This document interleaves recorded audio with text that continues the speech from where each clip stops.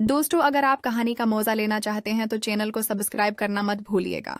ये कहानी है एक ऐसी लड़की की जिसकी शादी एक ऐसे घर में हुई जहां रिश्ते बज़ाहिर मजबूत थे, लेकिन तन्हाई के लम्हे ऐसे राज खोल गए जिन्होंने सब कुछ बदल कर रख दिया। मेरी शादी को अभी 4 माह ही हुए थे। मैं अपने शौहर कामरान के साथ खुश थी, लेकिन एक बात मुझे हमेशा खटकती थी। कामरान सुबह सफ़ी वो अपनी कंपनी में बहुत मसरूफ रहते और घर आकर भी मोबाइल और लैपटॉप में अलझे रहते। शादी के बाद हर लड़की ये चाहती है कि उसका शौहर उसके करीब बैठे बात करे, उसके दिल की बात समझे, लेकिन मेरी किस्मत में ये सब न था। घर में मेरा देवर हामिद भी रहता था, जो मुझसे सिर्फ 2 साल छोटा था। वो अभी पढ़ रहा था और ज्यादातर घर पर ही रहता। शुरू में मेरा इससे ज्यादा सामना नहीं होता था। मैं अपनी मसरूफियात में लगी रहती और वो अपनी। लेकिन वक्त के साथ साथ मैंने महसूस किया कि जब मैं अकेली होती तो हामिद मेरे करीब आने की कोशिश करता। कभी वो किचन में आकर कहता, भाभी आप ठिक जाती होंगी, मैं कुछ मदद कर दूं। कभी वो मेरी पसंद का गाना ऊंची आवाज में लगा देता और कहता, ये आप पर बहुत सूट करता है। शुरू में मैंने इन बातों को मजाक समझा, लेकिन आहिस्ता आहिस्ता उनके लहजे में एक खास कशिश आने लगी। उनकी नजरें अक्सर मेरे चेहरे पर ठहर जाती। मैं चाहकर भी इन नजरों से बच ना पाती।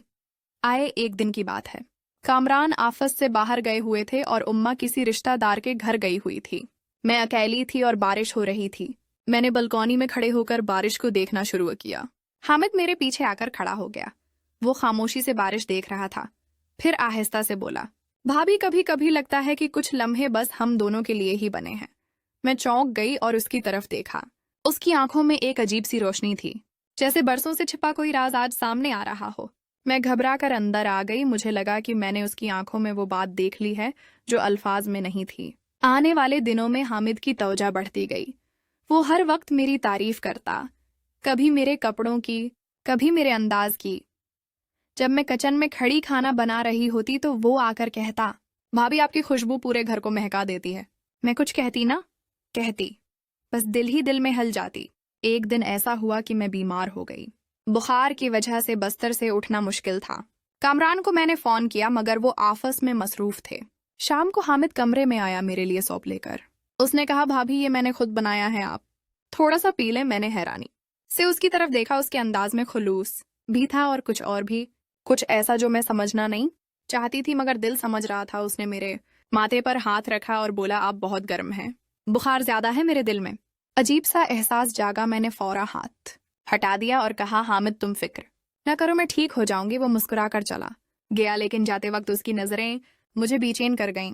इस दिन के बाद मैंने कोशिश की कि उससे फासला रखूं, लेकिन वो जहां भी जाता मेरी तरफ खंचता चला आता। कभी कोई बहाना, कभी कोई बात।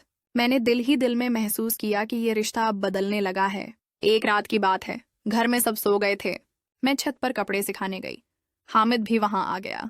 मैंने कहा, ये वक्त है सोने का, तुम यहाँ क्या कर रहे हो? वो खामोशी से बोला, भाभी नींद कहाँ आती है जब दिल में कोई बात छिपी हो। मैंने सख्ती से कहा, हामिद ये सब मुनासिब नहीं है, तुम मेरे दीवर हो, मैं तुम्हारी भाभी हूँ। उसने आंखों में आंसू भरकर कहा, मुझे पता है, लेकिन दिल का क्या कसूर, दिल तो वहीं खंचता है जहां सुकून मिले, और मेरा सुकून आप है मैं सकते। मैं आ गई। ये वो लम्हा था जब मैंने उसकी खामोशी का राज जान लिया। उसकी आंखों में छिपी मोहब्बत और रोमांस साफ नजर आ रहा था। मैंने खुद को संभालते हुए कहा, हामिद ये बातें भूल जाओ, ये मोहब्बत नहीं, बस एक फरेब है। अगर ये राज कभी बाहर आ गया तो सब कुछ टूट जाएगा, लेकिन दिल की दुनिया अलग होती है। वो लम्हा मेरे दिल पर भी नक्श हो गया। मैंने रात भर नींद की एक पलक न ली।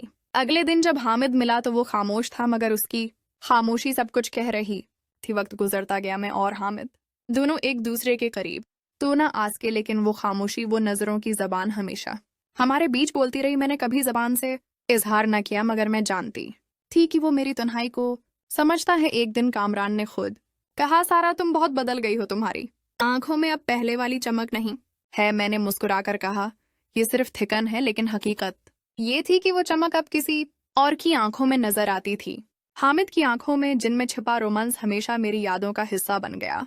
दोस्तों, ये कहानी इस बात की गवाही है कि तन्हाई के लम्हे कभी कभी रडेस्ट